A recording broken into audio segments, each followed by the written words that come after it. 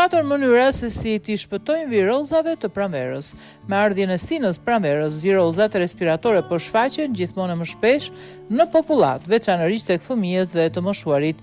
Ndryshimet e temperaturës, alergjitë sezonale dhe ulja e imunitetit akumuluar gjatë dimrit janë disa nga faktorët që, sipas ekspertëve, nxitin përhapjen e këtyre infeksioneve. Sipas një studimi të publikuar së fundmi, viruset që përhapen më shumë gjatë pranverës janë rinovirusi, koronaviruset e zakonshme, jo COVID-19, si dhe virusi para influenza. Këto shkaktojnë simptoma të ngjashme me gripin, koll, rrjedhje hundësh, dhimbje fyti dhe në disa raste temperaturë të lehtë.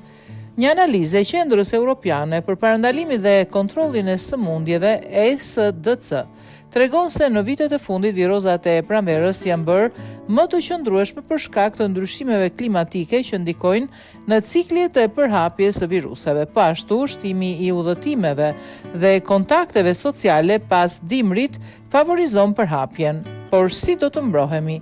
Mjekët rekomandojnë larje të shpeshtë të duarve, shmangje të ambienteve të mbyllura dhe të mbipopulluara, mbajtjen e një stili jetese të shëndetshëm, me ushqyerje të pasur me vitamin C dhe D, konsultime mjekun nëse simptomat zgjasin më shumë se 5 ditë ose përkeqësohen.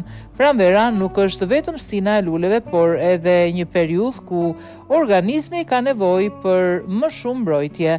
Kujdesi ndaj shëndetit dhe informacioni mbi virozat është kyç për të kaluar një sezon të sigurt.